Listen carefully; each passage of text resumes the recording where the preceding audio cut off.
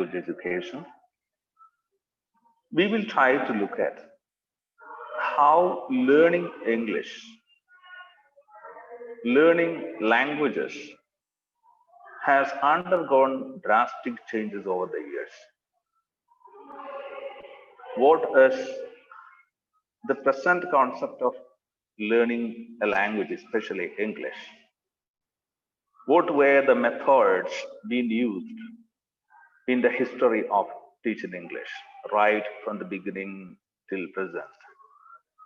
And we will also try to understand what is meant by competence in a language, competence in English. So this is a broad outline of what I'm going to speak about. You are free to note down any kind of questions, any kind of interruptions that you would like to make, you would like to have noted down, and towards the end of the talk, we can have a discussion on that. Only then it will be meaningful. Okay, I hope I can share my screen with you. I made a co-host.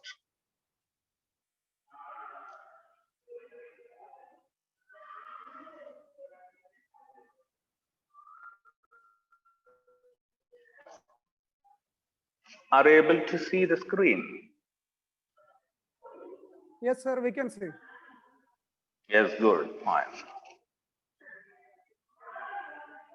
Competence, performance, and performative competence. These are the terms that people hear. These are the terms that students encounter in a lot of occasions in their learning. When they learn linguistics, of course, they come across the term competence and performance. When they come to learn about language, there also they use the word competence and performance in ordinary speech as well. In day-to-day discourses also, these two terms are used.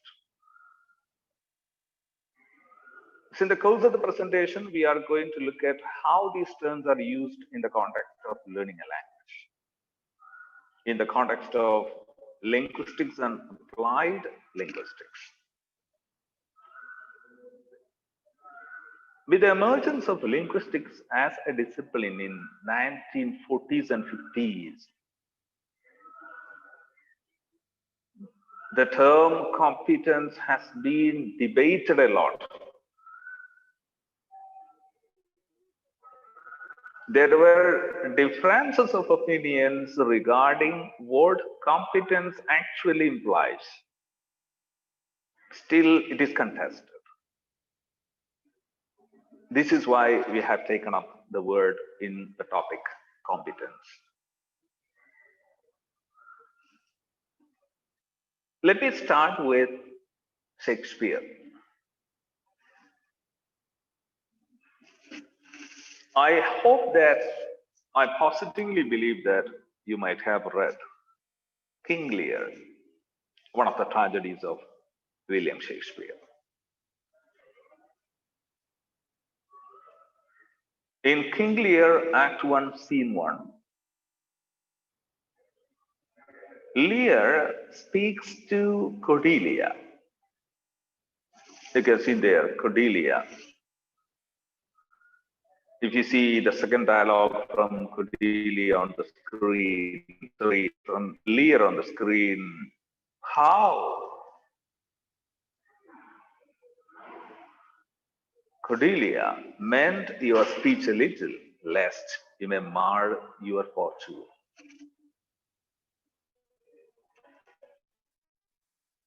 These words from Lear and the above words from Cordelia, unhappy that I am, I cannot leave my heart into my mouth. I love your majesty, according to my bond, no more nor less. So in many of my classes on language, I would like to start with this particular quotation from William Shakespeare because it teaches a lot. It tells us a lot regarding the place of language, regarding the competence that we should have when we learn language, when we teach language. So look at Cordelia, what Cordelia says. I cannot heave my heart into my mouth. I cannot heave my heart into my mouth.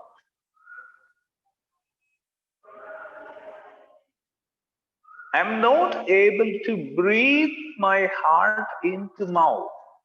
That's Shakespearean language. If you try to paraphrase that particular wording, it means I'm not able to express what is there in my heart in a language which I wanted to use.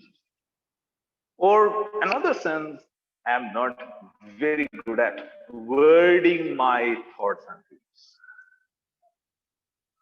I love your majesty according to my board. You know the situation in King Lear. When Lear is old, he wants to partition his empire, his wealth and kingdom among his daughters, 3 daughters. And Cordelia loved her father quite well, but she was not good at wording her love for him. And Lear gets angry and he says that he warns that mend your speech a little. Mend. Repair your speech a little. Change your words. Change your language.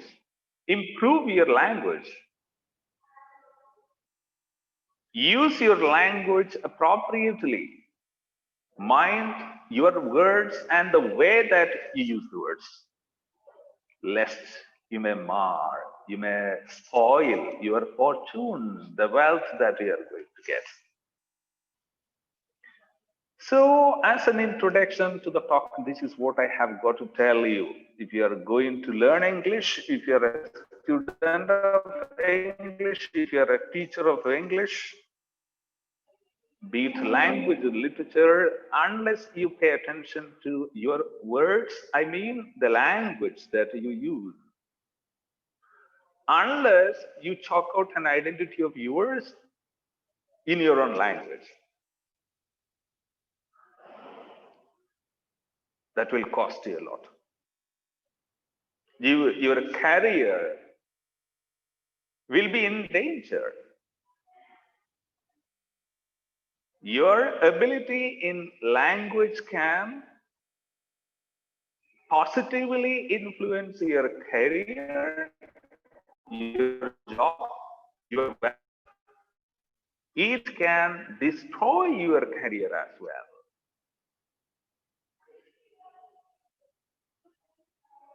So, with this warning that Lear has given, with this warning that King Lear gave long back to Cordelia, who was struggling to express her thoughts and feelings appropriately in a language which could impress the king, the same situation can come to us as well.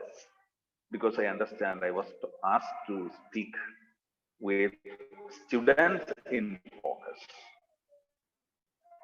not so much theoretical aspects of teaching and learning English, rather from a functional, practical, pragmatic perspective. And that is a recent approach to language as well. Okay, so with this introduction from literature, because we are rooted in literature, even though we learn language, even though we claim which language, of course, and always we are rooted in literature. So now, after that brief introduction to the topic, Let us come to some of the terms that we have used in the topic. Competence, performance, blank, parole, language. These are terms familiar to you if you have started studying linguistics papers at your UG or PG level, if you have studied any papers. Language, study of language underwent drastic changes in 1950s and 60s with the translated publication of Course in Linguistics, F.T. Saugier's seminal work. In that work, Saussure spoke about two aspects of language: langue and parole.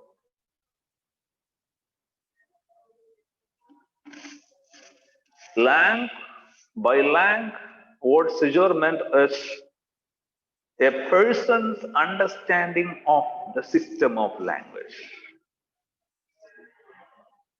a person's knowledge of language, knowledge of the vocabulary system, knowledge of grammar, knowledge of underlying rules and regulations of putting words in proper order in a language. And parole is performance ability, manifestation of a person's knowledge in a language. When you try to convert your abstract knowledge of a language into sentences to communicate your feelings, thoughts, and reflections, the sentence that you produce becomes parole, utterances, actual utterances. To give you a very concrete example, for example, you may know thousands of words in English, but many words that you know, you can't bring that into speech. You can't use those words when you produce language, either a written discourse or a spoken discourse. So language is very broad. Role can be limited.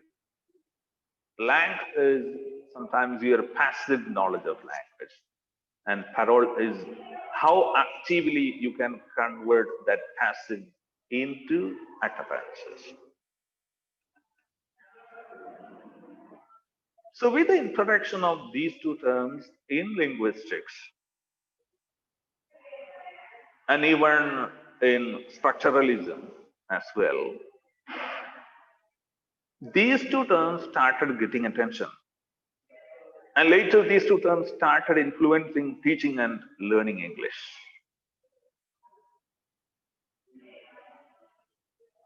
So after Saussurean era,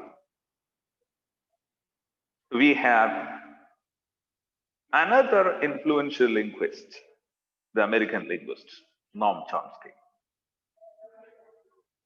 He tried to use two words, performance and competence. Performance, by performance, he meant parole, utterances. Competence, he meant langue. So Noam Chomsky replaced two Saussurean terms of langue and parole with competence and performance. So what is language? Language is not mere understanding or knowledge. A person's ability to understand, a person's knowledge of language doesn't mean he is good at language. So traditional perception to language was that language is for scholarship. Language means lang, for competence. You are abstract knowledge of concepts, ideas, semantic units, segments in language was what is or what was meant by language in the past. Lang. This is why if you are very good at grammar, if you know a lot of words in English, but you are not able to put that knowledge of your grammar and words into performance, we can't call you a language expert, an expert in language.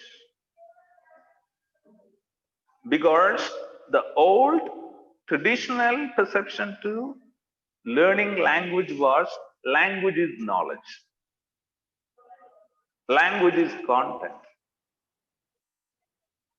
language is learning grammar, language is knowing meanings of words. But with the introduction of linguistics, with the emergence of linguistics as a branch of knowledge and its wide-reaching influences into other branches like language learning, even criticism and cultural studies, even study of literature, the concept of language drastically changed. So now the modern perception of language is mastery of language is if you are able to perform in the language, you are an expert. In another sense, your mere knowledge doesn't mean you are an expert in language.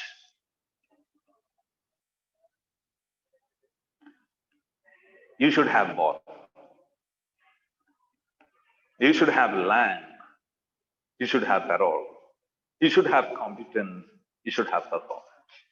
In another sense, if you are able to maintain a kind of balance between your knowledge and your ability to convert your knowledge into performance, then only you are said to be an expert in language.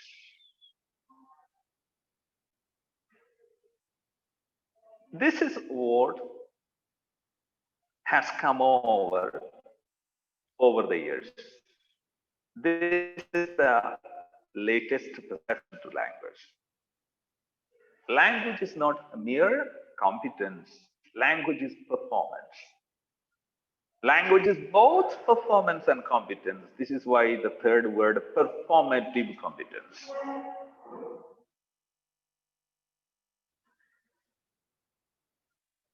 If you are able to convert and transform your competence into performance in language, then only you have mastered the language. This is the yardstick measure. And this is what happens in language and in perception to language with the emergence of linguistics or with a wide use of terms contributed by linguists like Ferdinand de Saussure and Noam Chomsky. So it led into other changes as well. For example, there was a lot of focus on canonical literature or Shakespearean literature and other classical works in the past.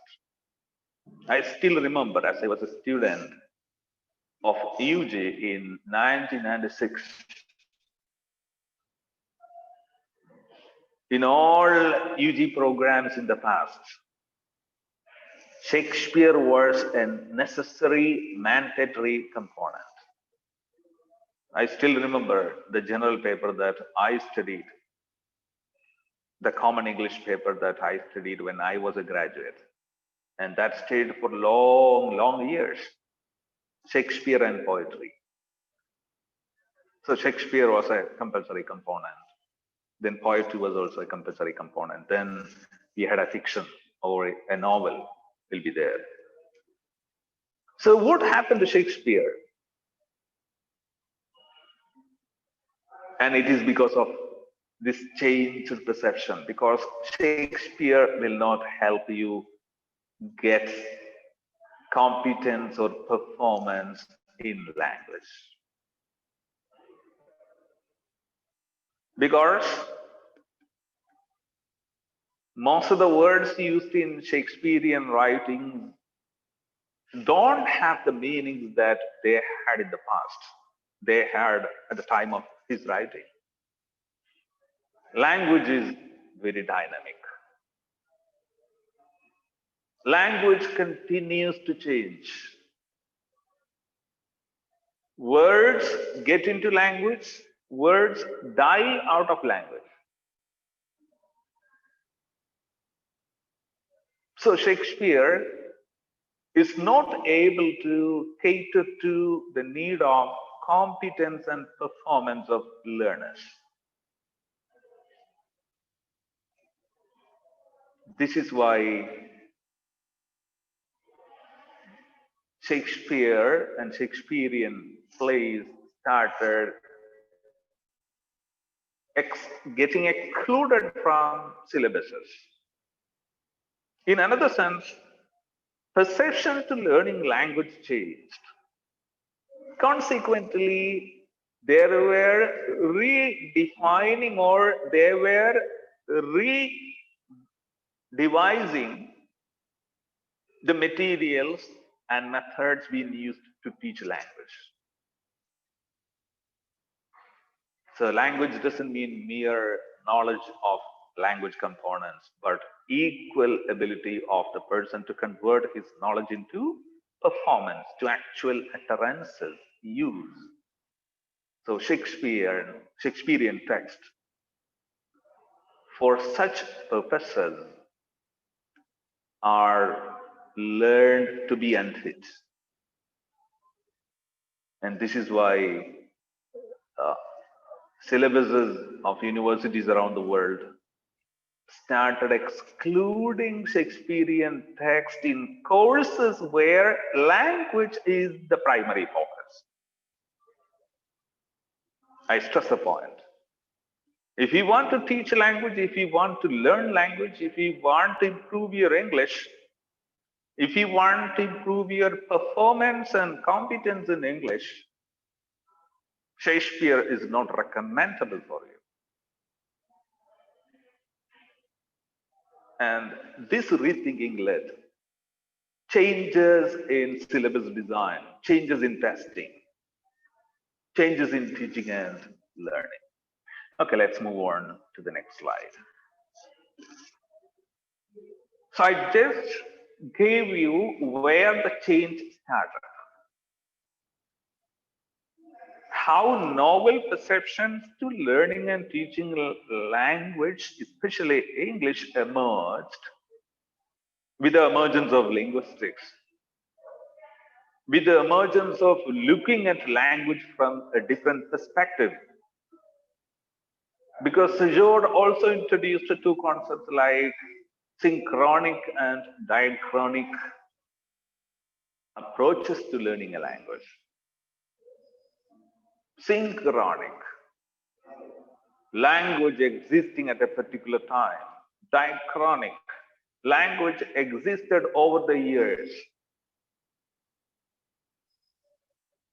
So till then, the perception to learning language was that language is a rigid, undynamic entity or system. But Sejourd started looking at structures, changes taking place within the language. And he said, no, it's not ideal to learn language historically, right from the beginning till the end, because the language changes drastically. Language has past, present, it will have future as well. So the primary focus of learning a language has to be synchronic. Focus on the language that exists at the time of, at a particular time, at a particular point of period.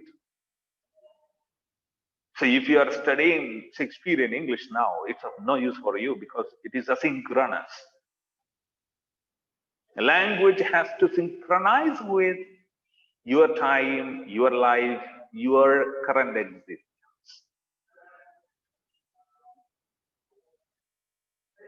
That's why all the textbooks were excluded. Modern textbooks started getting into the syllabuses and curriculum of institutions and learning.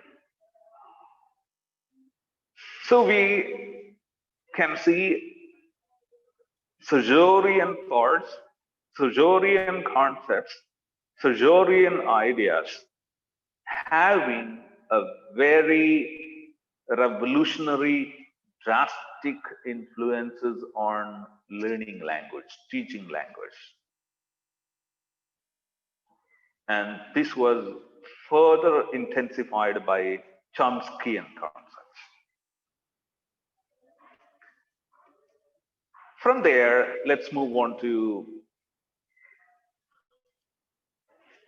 so we spoke about the perceptual changes, and these perceptual changes were reflected in teaching learning transactions.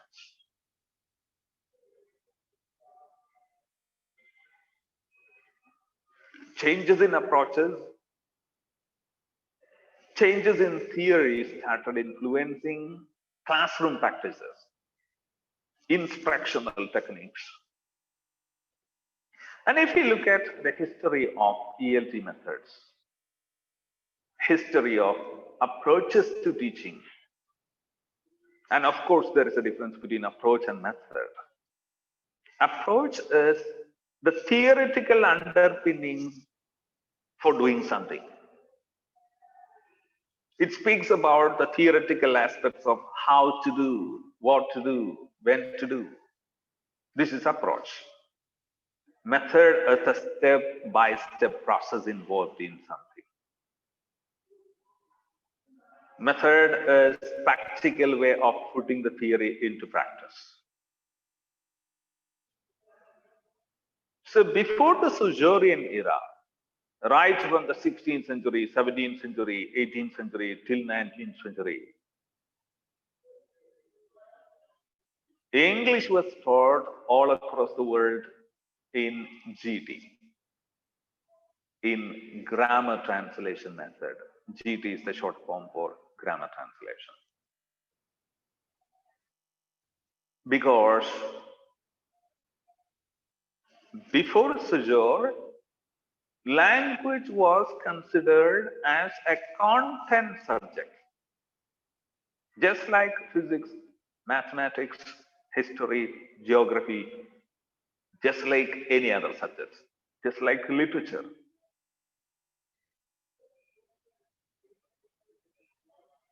Where the focus was on the content and knowing the content, not on performing, manifesting your knowledge.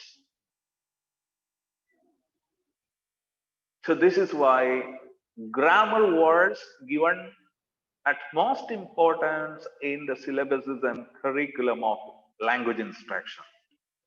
When I was a student in 1994, I completed SSLC and I still remember most of the questions in English question paper at that time were related to measuring my knowledge of the subject, not language. The chapters that I learned, then the grammatical rules that I learned.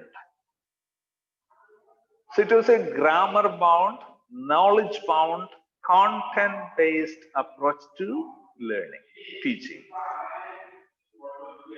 And this is why a lot of exercises were given Previous question papers were revised regularly, and that was voice conversion, reporter speech, tag questions, tenses, all these theoretical aspects predominated question papers of the time. And again, language was considered as a subject, not a skill. And quite often English, just like Latin and French, scholarly subjects, scholarly languages. So English was also treated and considered as a scholarly language. If you know English, means you have access to scholarship. And the focus on your ability to communicate in English was not stressed, but your knowledge was stressed. And that is the perception to language studies at that time. So grammar translation method reigned supreme for centuries. Say till 1940s, even 50s. Even after that, in countries like India, grammar translation method was preferred method of teaching English.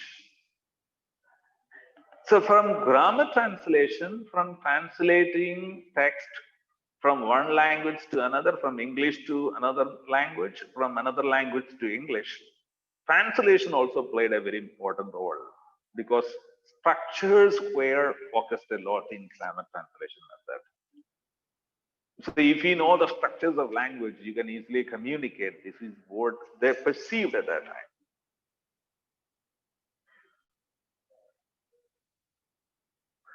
But with the emergence of concepts in linguistics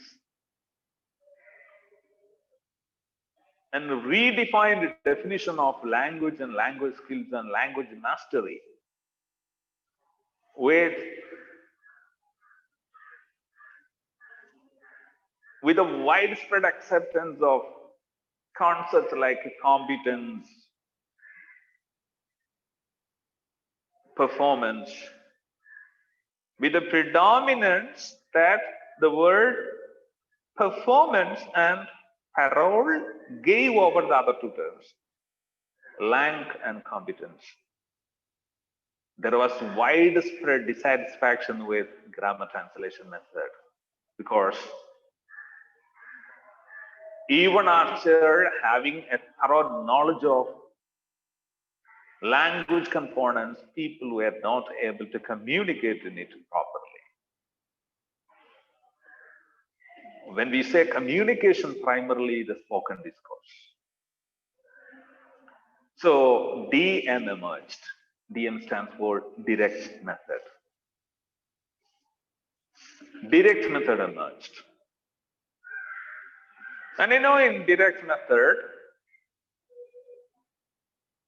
it postulates that a target language is to be taught only through the target language. Learners should be exposed to maximum to a language in order to improve their communicative mastery, in order to improve their communication skills in the target language. So it was a reaction against grammar translation method. So this is the second most important method which emerged as a reaction to the traditional concept of teaching grammar using grammar translation. And it has its own principles, like the medium of instruction to teach a target language should be that target language itself, no other language. It's not possible, it's not rational to teach English through Malayalam in our context. So grammar translation stresses on translating a text in the target language into empty of learners, into the mother tongue of learners. But Direct method strongly opposed this concept, and direct method gathered momentum for a short time. Say in 1960s, even in 70s, direct method was popular in many countries around the globe. In India, still grammar translation method was in vogue. So direct method started getting negative reactions. Direct method invited a lot of scathing criticisms from language experts and linguists. As a result, AL method emerged, audio lingual method, and which was primarily originated in America, which is also called an army method of teaching a language, because in the post-World War era, American soldiers had severe need to learn language of other people. Soldiers had to be proficient in language as they started moving out of their country. So experts started researching a method in which language can be taught very easily to the beginners. As a result, audiolingual method emerged. And one of the best ways to learn a language is to give a lot of oral exposure to learners so that they can catch it, they can acquire it. So listening was given a lot of importance. And there were repercussions of those perceptions to language learning, especially English, in India as well. This is why many Indian schools, even colleges, started introducing cassettes, audio records, and some of the language-based courses, there were listening components as well.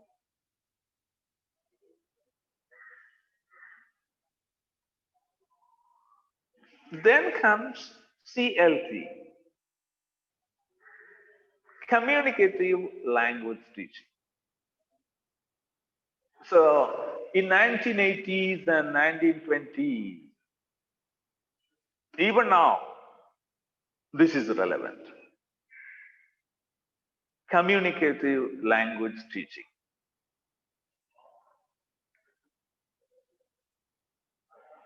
Because language started getting separated from literature. In 1990s, and also in the first half of 1980s, perception to learning and teaching language completely changed. Language was purely treated as a skill subject.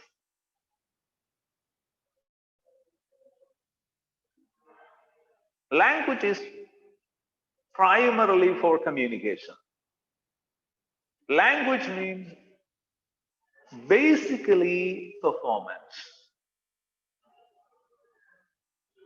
Language means basically performance. In another sense, if you claim to know a language, if you say that, I know English, in modern perception to language learning and teaching, it means you are able to communicate in English properly. Your ability to communicate English is more than your ability to write English. This is the modern perception to language mastery, modern perception to competence, performance, performative competence. So look at the evolution. In the past, language meant competence, means knowledge. With the emergence of linguistics, linguistic theories and wide acceptance of terms introduced by Saussure, even Noam Chomsky, language meant not only competence but performance.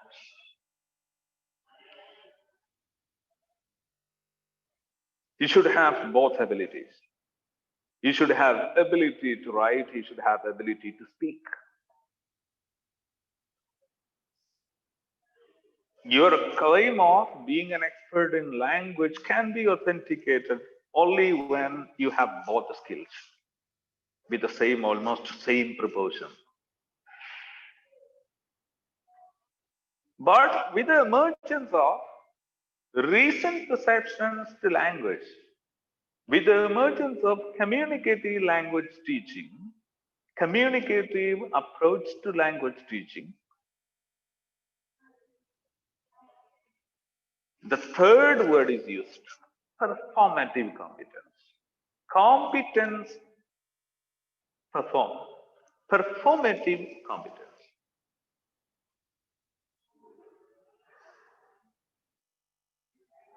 Performative competence implies your ability to express more than write. Performative competence, your knowledge has to be at a level where you are able to perform more than what you know.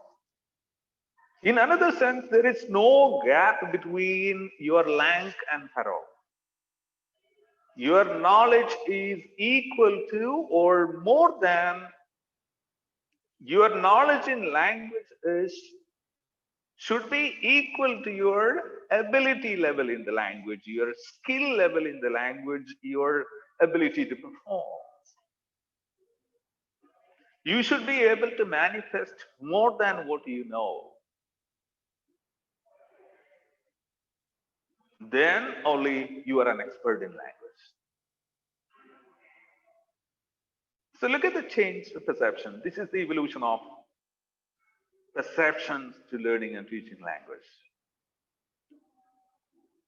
When there is perception to learning a language, of course, it has to influence teaching as well.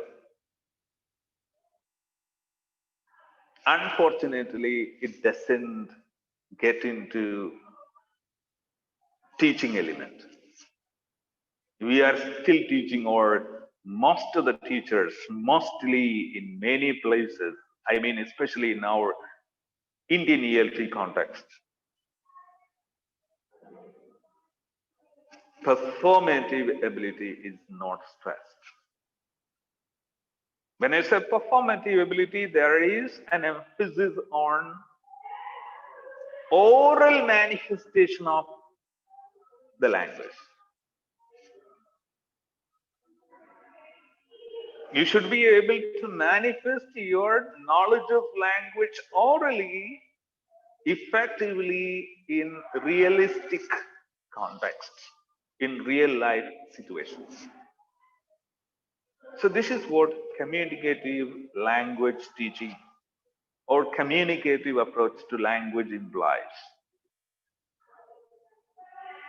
So if we teach a common course in English, let us say in terms of Kerala ELT context. So if you are, since we mostly belong to Calicut University jurisdiction, if you teach a common course in English, you have to teach your students to improve their performative skill, not to improve their knowledge of English. As a teacher, your responsibility is to improve the performance of your students in the language.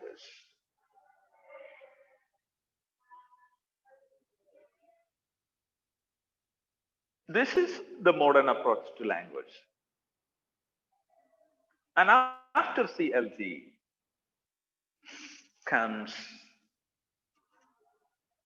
PM, post-method approach. So in Indian context, in many global practices as well, communicative language teaching is in practice. This is why, for example, if you look at a book like Transactions, you don't get any grammatical rules and regulations presented in a conventional, dry, cognitive method in the text. Do you see? If you take a grammar book and if you take Transactions and put side by side both, you will see the difference.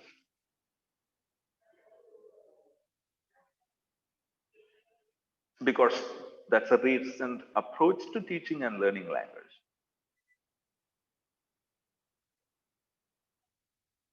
You are an expert in language, you are good at English only when you are able to convert your competence to performance. You are good at English when you are able to express more, when you are able to manifest more of what you know in English. So this is the evolution. Language was knowledge. Language was knowledge and performance, communication. Language is primarily communication, if I'm using simple terminologies.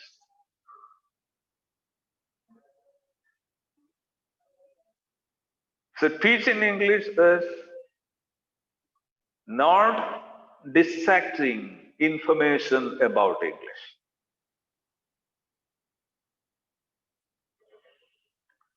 Teaching English is not disseminating grammatical rules and new words in English. Teaching English is both giving grammatical rules, developing skills in learners to use those rules in their day-to-day life context. That was the second phase.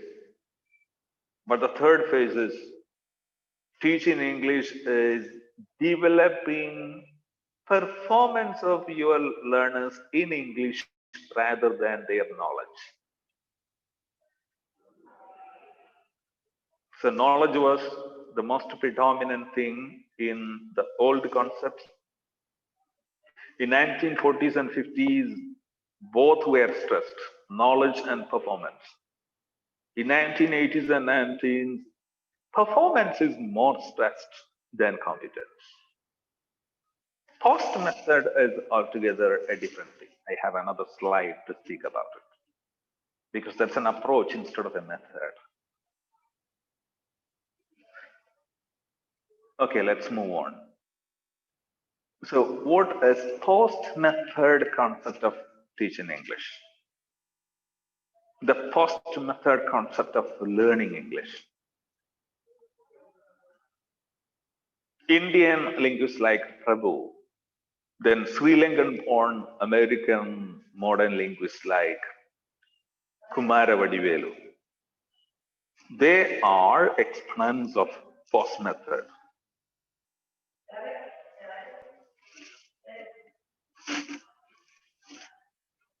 The post method looks at learning and teaching language from a different angle. Again, I say it's not a method, it's rather an approach. It sets a number of rules and regulations, theoretical base to learn and teach language. Understanding the changes taking place all around the world, especially in the case of English as a language, as a medium of interaction. Post method exponents have formulated certain principles. So when you teach language, when you teach English, you can integrate all these principles. Post method, beyond method. The basic idea is don't stress on a particular method. Post method says that a particular method is not good, a particular method is not bad. For example, grammar translation is quite bad, direct method is quite good. Communicative language teaching or communicative method of teaching, task-based approach, all these things are very good or very bad. They don't say like that. What post method postulates is learners should be given, in the context of teaching a language, maximum opportunity for learning and using language. Maximize learning opportunity.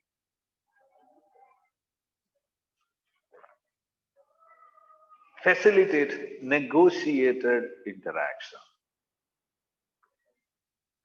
So interactivity should be employed. Teaching English is to be done in such a way that learners are provided a lot of opportunities to negotiate, to interact with one another, and minimize perceptual mismatches. You know, if you look at the history of English, especially English as a language, we don't have a single English now. We have hundreds of varieties of English. GIE, General Indian English, has its own identity. BE, British English. AE, American English. Australian English. Japanese English. Pakistani English. Sri Lankan English. Caribbean English. New Zealand. So if you look into in and around the world, we can see hundreds of varieties of English. So post method principle of language learning says that perceptual mismatches has to be minimized. Don't stress on a particular variety of language. The recent approach to English is don't follow any particular variety of English. It doesn't have any special advantage. When I was a student again, some 10 years back or 15 years ago, Indian English or GIE was mostly modeled after British English.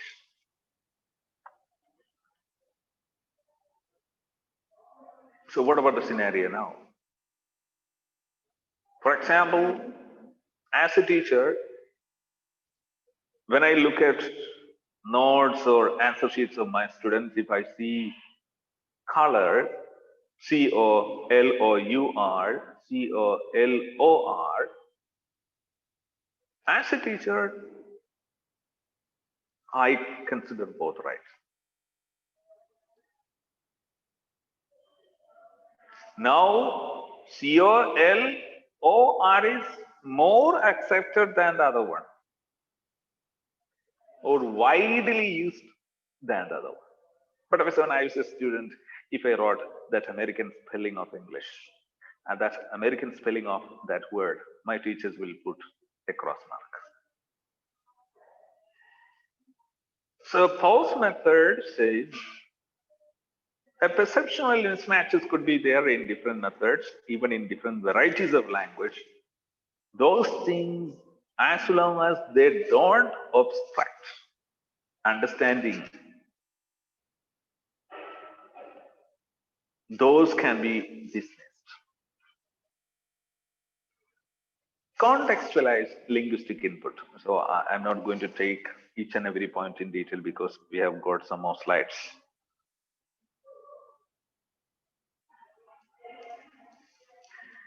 Minimize perceptual mismatches, foster language awareness. Contextualize linguistic input.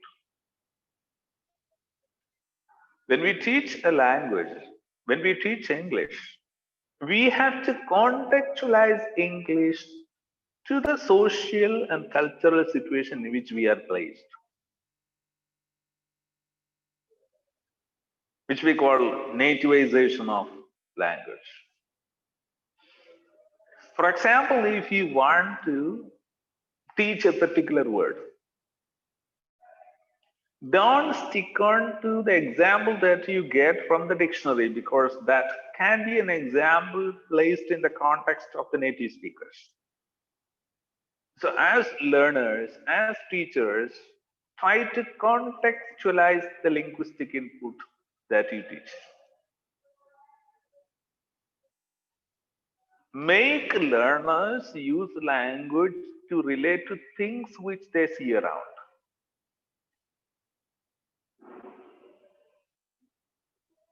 This is placing language into the native cultural and social environment. Integrate language skills.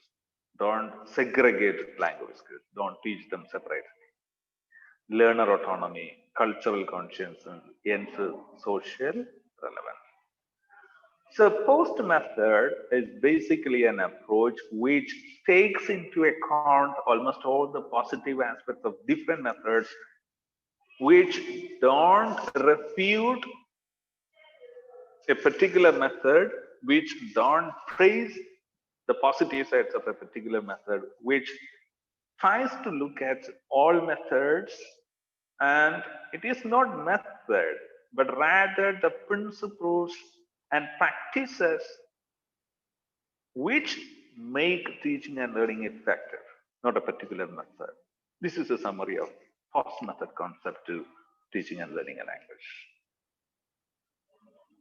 But POST method also stresses ability to create interaction, ability to contextualize language, ability to use language. So performance is again stressed by POST method concepts.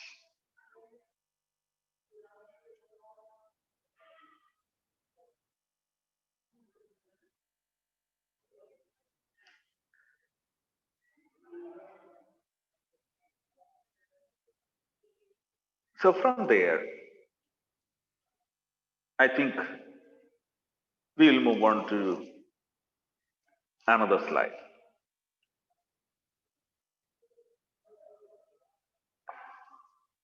So what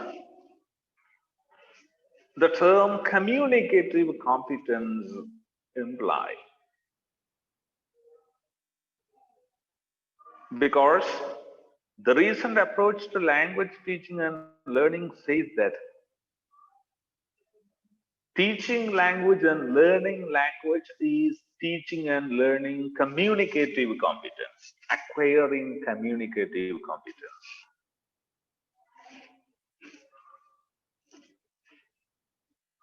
So what does communicative competence mean? What does performative competence? Communicative competence is another word used instead of performative competence. So our title was competence, performance, performative competence. So what does the concept of performative competence imply? So look at the 4 components of performative competence. These are the components that we should stress while teaching, while learning language. One is, okay, grammatical is there, grammatical competence, ability to use grammar, ability to understand grammar, but not mere knowledge of grammar, ability to convert ability to transform your knowledge of grammar into utterances. Socio-linguistic competence.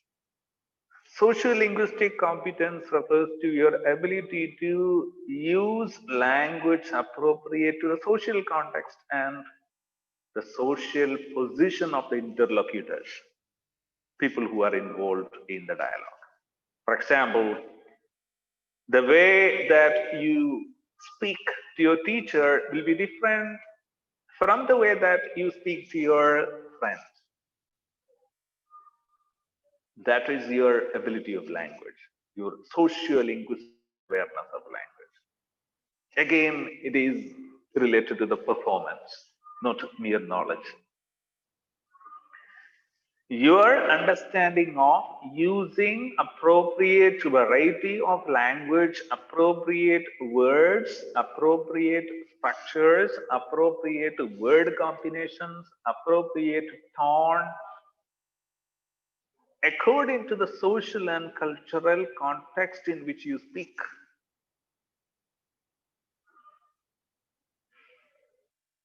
This also includes your mastery of language, communicative competence. Then discourse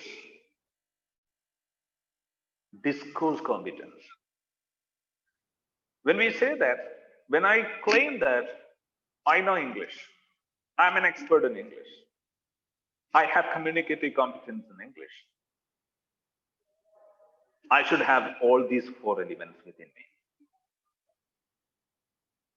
Accuracy, of course, that's related to grammar. Socio-linguistic, which we call pragmatics. Language in use. Knowing how to use language in specific social contexts. Then discourse refers to my ability to organize my thoughts and words properly. After listening to me, after reading what I have written, the listener or the reader should be able to summarize what I have spoken or written. I should have the ability to organize ideas one after another and to constitute an organized, structured whole. This is what discourse competence. And strategic competence. I should have strategic competence.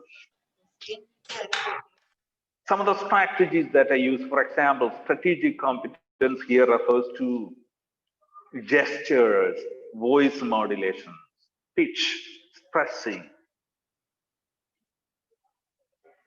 So this is what language competence means, or communicative competence in a language means. It's not merely knowing the contents of the language.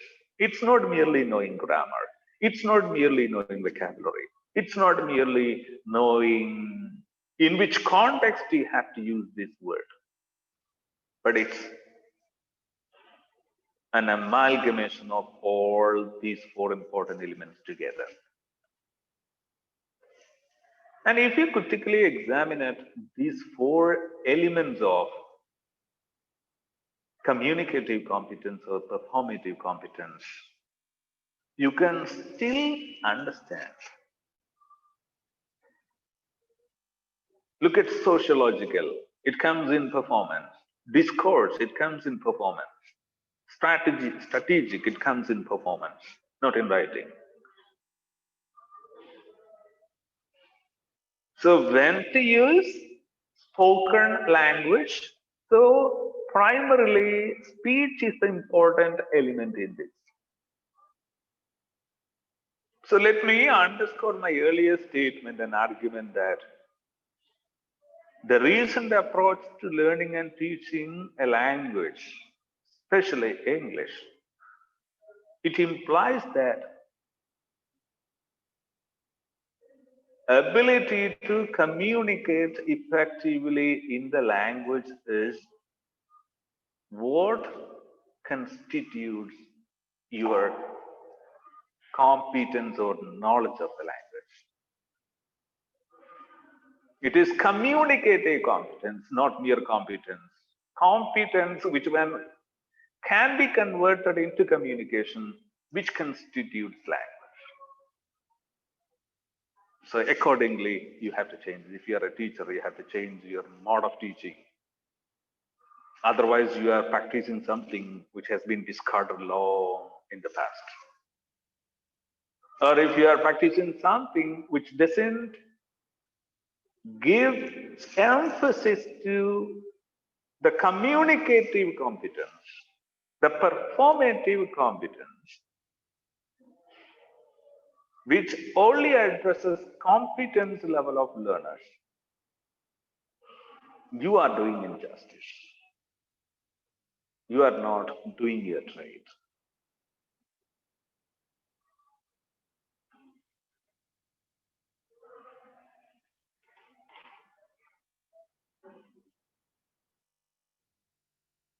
Okay. Lazarton in 2014, he further started exploring the term speaking competence, communicative competence. He used a simplified terminology to refer to that, which is a speaking competence. So language means speaking competence. So the very recent, in 2014, the very recent approach to language is speaking competence. Because language is primarily speech. Or your ability to speak language has to be more than your ability to write. It shouldn't be the other way.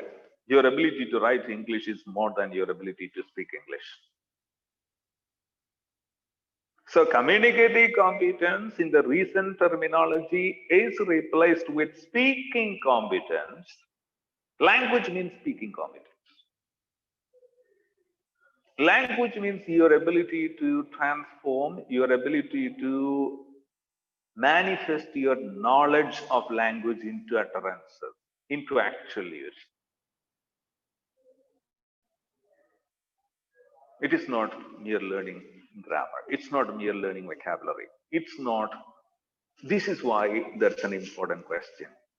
Should literature be there to teach language? Does literature cater to this particular purpose?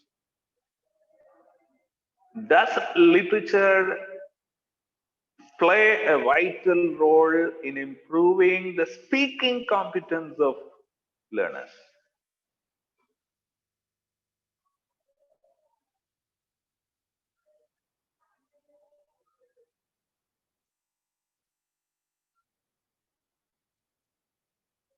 This is why when this question became very hotly debated among linguists and educationists and among educators in many Western countries, the answer was no. This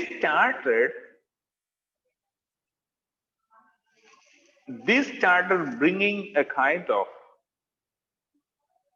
division between language and literature.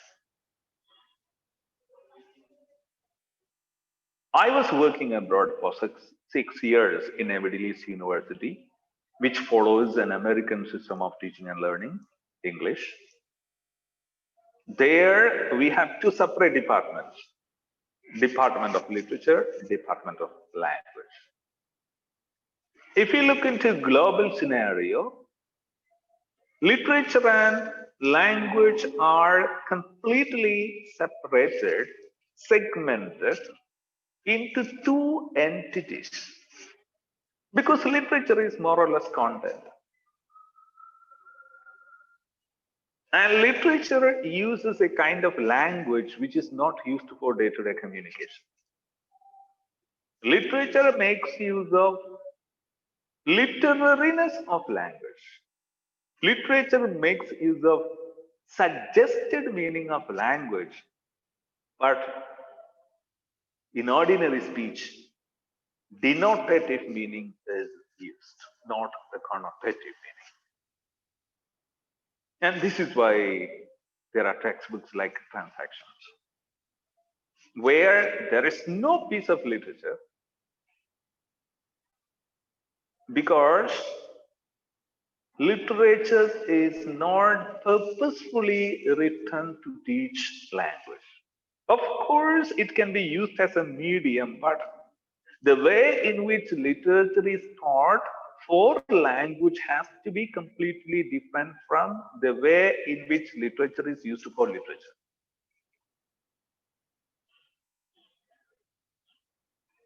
Okay, I think we don't have much time to explore those things. So this is the most recent perception of teaching and learning language. Teaching of English should be to improve speaking competence. Learning of English should be to improve speaking competence. It doesn't mean negating writing aspect, but the predominance is to be given to oral manifestation of skills. So when we speak about speaking competence, accuracy of course comes, fluency, authenticity. Authenticity means real use of language. Appropriacy. This is appropriate tone, appropriate wordings. To give you an example, appropriacy. It's part of pragmatis or the socio-cultural competence.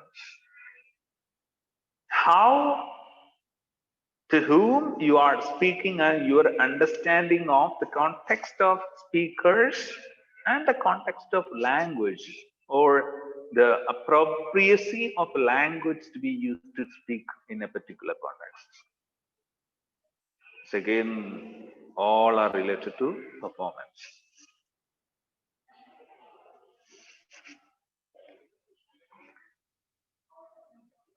So far I was speaking to you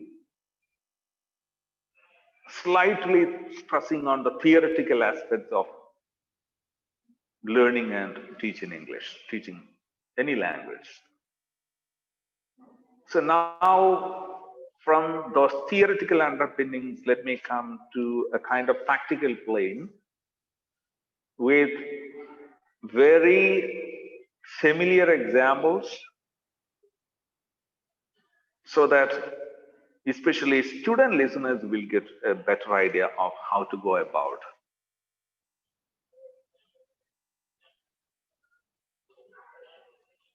So there are many phases through which you reach the communicative competence. We already spoke about what communicative competence constitutes.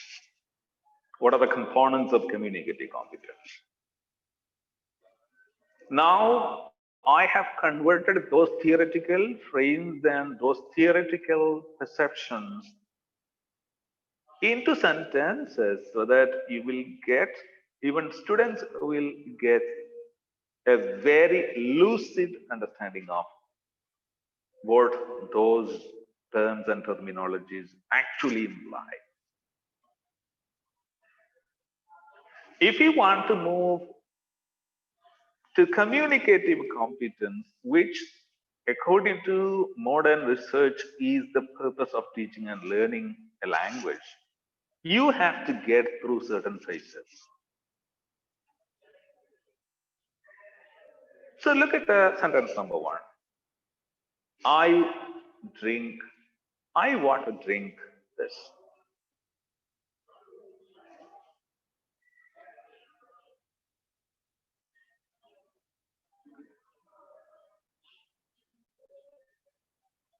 What about the idea conveyed? The idea is clear. What I mean when I speak this sentence could be clear to the listener. That I need some water. I want to drink some water. Or I want to drink some water from another person. So this is called broken English, broken stage of communicative competence. Broken stage of communicative competence. Broken English.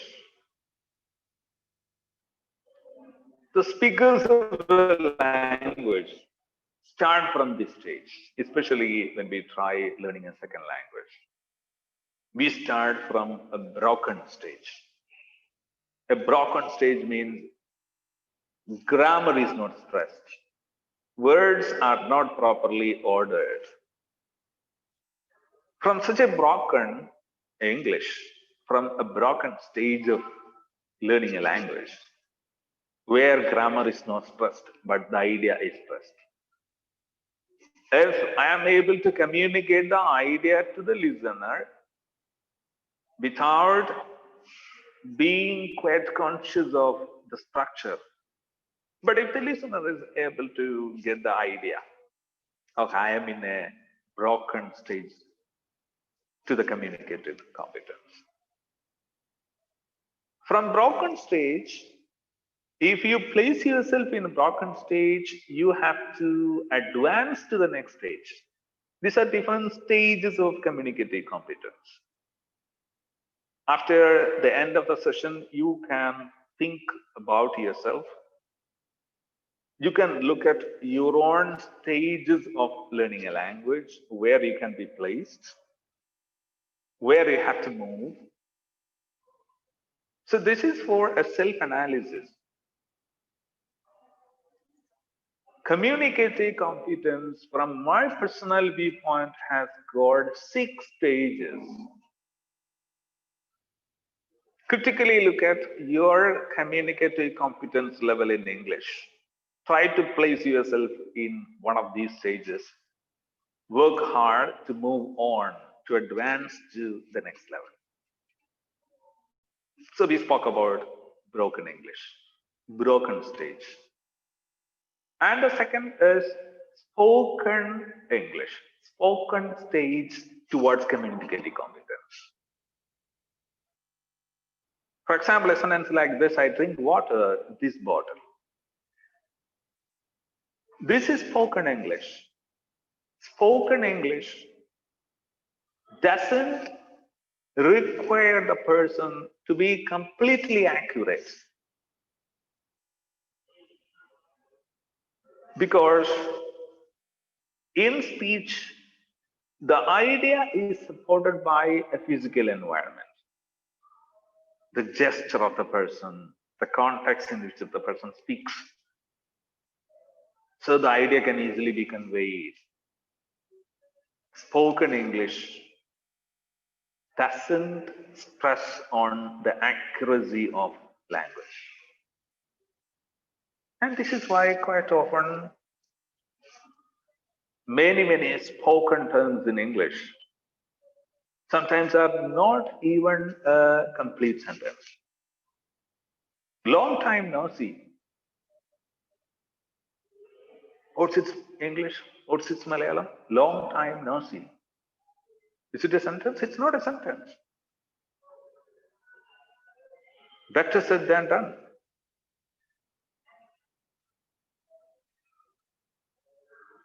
So what spoken English doesn't require the person to be completely accurate. So this is the second stage, the second progression level towards communicative competence. Can I drink water? This is your bottle. Can I drink water? This is your bottle. Again, is the sentence completely accurate? No. This is what we mean by fluent English or fluent stage. Remember that in the context of learning a language, fluent English, fluent stage means the person is able to articulate, is able to express his ideas without any kind of obstruction, without any kind of groping for words. And you might have seen many fluent speakers, but who did not be grammatically accurate. But they speak English quite non-stop. I have listened to many such speakers. I have seen many such speakers, people who speak English quite well, people who speak English quite fast, people who speak English quite easily. Fluency does not mean speaking without any pauses, speaking non-stop, speaking very fast. This is a wrong conception of fluency. Fluency does not mean speaking very fast. Fluency implies the speaker's ability to communicate his idea quite effectively, easily, without any strain. When the listener listens to you, the listener doesn't feel that you are struggling for language. That's all, the concept of fluency. Then from fluent English, the next stage, you have to go into an accurate English. Accurate English. Could I have some water from this bottle? It's a grammatically complete, polite, accurate. So accuracy comes, the element of accuracy is trust. The element of accuracy is trust. In which phase? The fourth phase of communicative competence. So if when you teach English, if your student makes a mistake, don't discourage the student. Let the student get over these stages. Only after being fluent, let them try to correct, or let emphasis be placed on their accuracy level. Because language is primarily for communication. Communication, language used for communication need not be grammatically correct all the time. When I say grammatically correct, if your speech is obstructing its comprehension, that's a big issue. The accuracy level of your speech is obstructing the comprehension of learners. That is to be corrected, of course. Emphasis on correction, emphasis on accuracy and correctness of language is stressed only after getting over the phase of fluency. If you are struggling to speak language, don't put emphasis on grammar. Only when you have got into a stage where you are able to speak without any feeling of labor, without any feeling of a delivery. I mean, without a feeling of being stressed, with unwell feeling. So you have got over that phase, then start putting emphasis, a lot of emphasis on accuracy. So accurate English.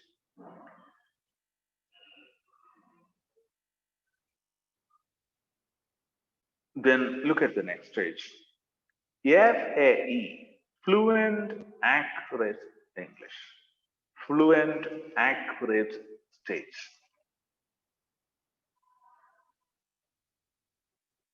So this is a stage where you reach a mastery level, where you speak without a strain of speaking, without struggling for words,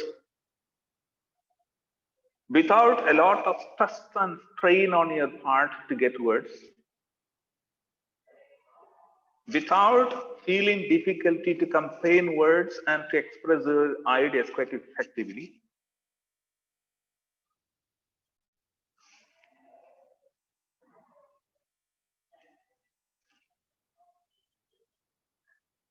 You have to focus on both. So that's a fifth stage towards communicative competence, where accuracy is stressed, fluency is stressed, accuracy is stressed. Then look at the last stage. Would you mind if I have a sip of water from this bottle? Could I possibly get some water from this bottle? So look at the difference between the last sentence and the sentence that is given just before. Both are acceptable. There is no grammatical issue, but the wording is different. The last stage is fluent, accurate, polished stage. Fluent, accurate, polished, polite English.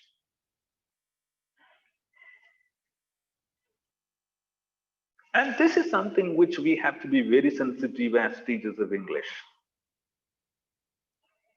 Language is closely rooted in the culture of its native speakers. So when we try to learn English, when we try to teach English, don't try to teach English just like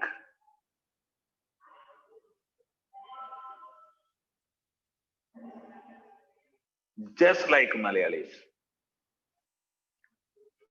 You know the fundamental difference between English and Malayalam?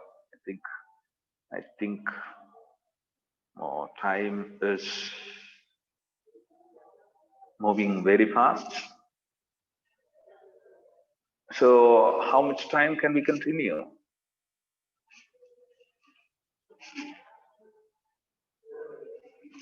Ranjithan sir?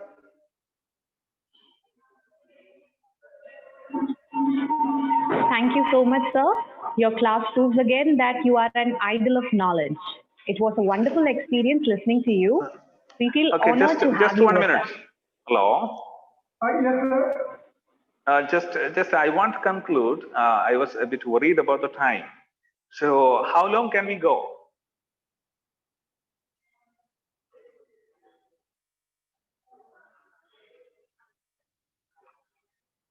Can I take some 5 more minutes?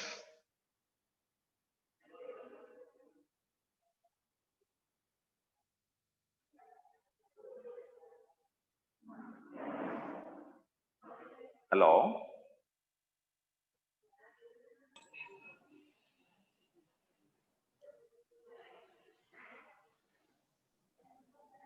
Okay, sir. You can continue. You can continue, Okay. sir. So please give me because 5 more minutes because I want to conclude the slide that I'm speaking about. Even though we don't have enough time for the rest of the slides, let me complete this one. And with that, we'll conclude the talk. And if anybody is interested for interaction, I will be available for some 10 more minutes for interaction if there is any. So what this is how we have to teach language. This is how we have to learn language, English. So place yourself in any of these stages where you are. If you place yourself in FAE, fluent, accurate English, you have to progress yourself into the next stage. That's fluent, accurate, polished English stage. Because that is the ultimate aim of teaching and learning English.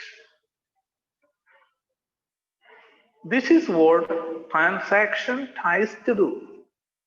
I don't claim much.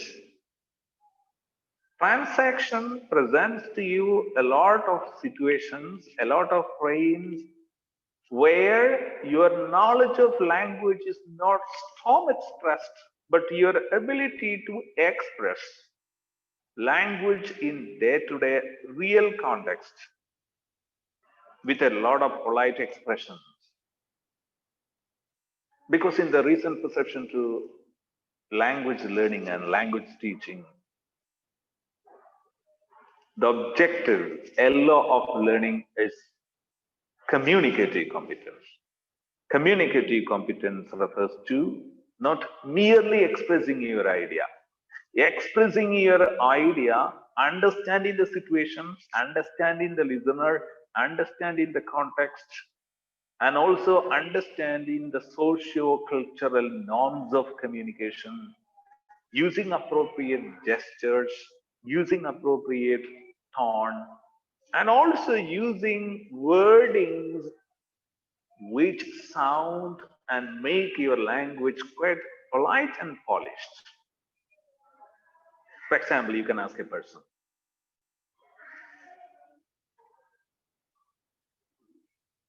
will you help me? You can ask a person, can you help me? You can ask a person, could you help me? You can ask a person the same thing, would you mind helping me? You can make the same request using, could you possibly help me? You can also express the same idea using, I wonder whether you could help me. The same idea is expressed using varieties of expressions. Communicative competence means articulating your ideas using your knowledge of language in such a way that you are sensitive to everything, or using fluent, accurate, polite English is the ultimate aim of teaching and learning a language. Say English.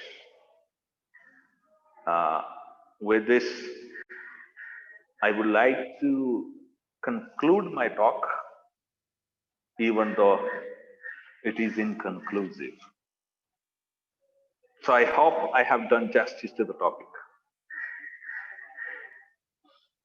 The topic of competence, performance, performative competence, paradigms in teaching English language or in English language education. The changes taking over in teaching English as a language, the methods used over the years, the perceptions and the outcome that should be focused while learning and while teaching. So we can look at the talk from the angle of a teacher. The same talk can be understood from the angle of a learner. So what a learner should focus, what a teacher should focus. With these words, I conclude. Thank you so much. I'm really thankful to MTM College principal, head of the department, the rest of the faculty members for having given me an opportunity to interact with a lot of people and for sharing these thoughts with you out of my own experience as a teacher. I like teaching. I'm still a teacher. With these words, I conclude. Thank you.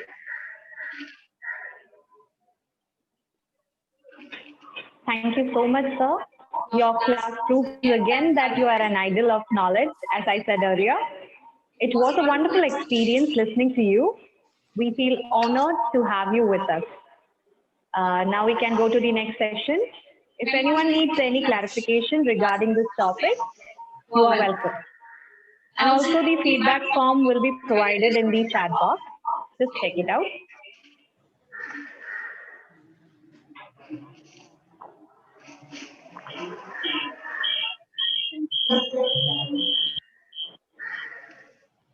Share it. I'd like to share it.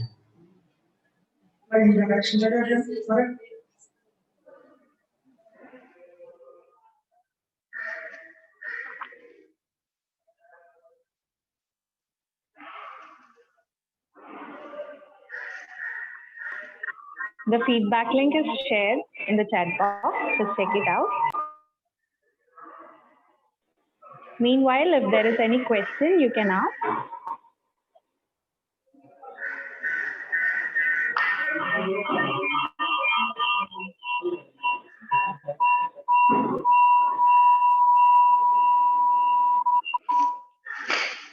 Yes, if no questions, I think we can go to the next step.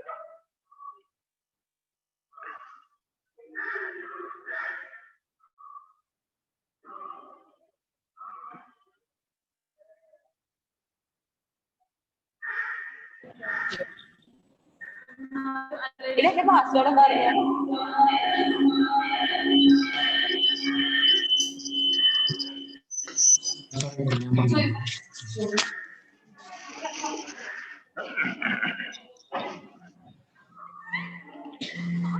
Okay, so I call upon Shameen sir for vote of thanks. Good afternoon, everyone. I'm Shameen, Assistant Professor, Coordinator from the Department of Optics. It's a great privilege for me to express a lot of thanks to all participants and our chief guest and all other distinguished participants in this webinar. And first of all, I thank everyone for making this webinar a successful one.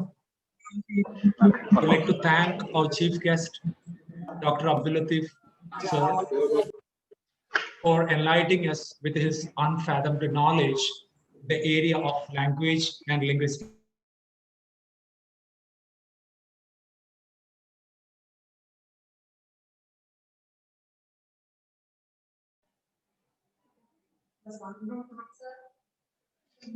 Once again, I express my heartfelt thanks to our distinguished guest and speaker of the day, Dr. Abdul Latif sir, for enlightening us with his unfathomed knowledge in the area of language and linguistics.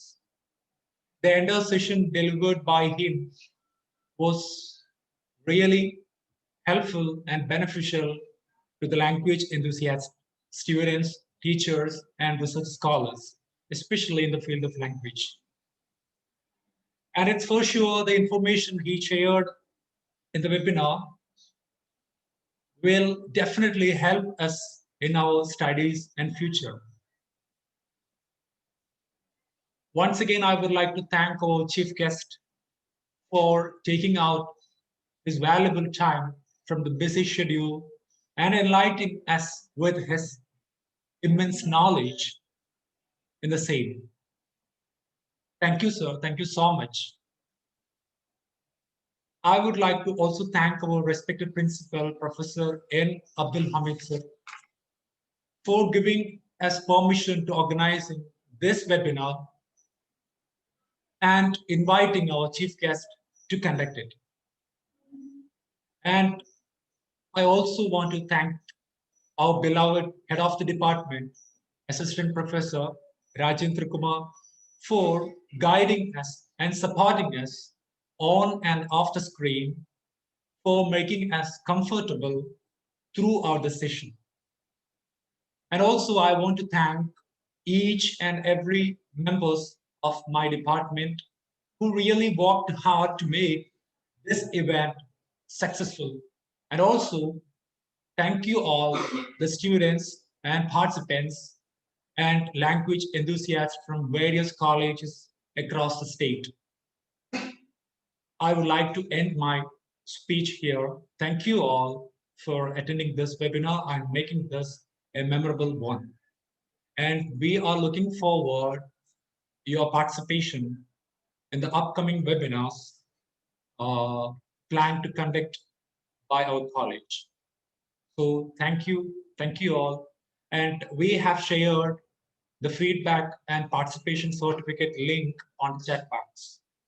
You can go and log into the link, fill up the feedback form, and express your valuable opinions about the entire session, and also fill up the questions completely to get better result, and you will get the webinar participation certificates soon to your email IDs.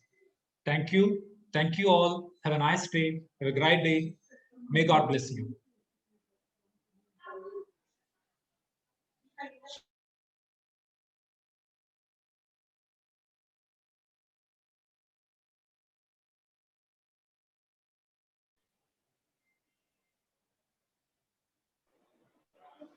So we wind up the webinar.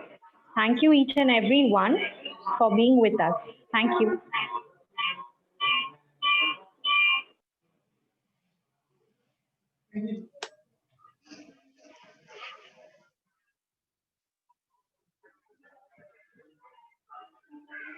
Yes.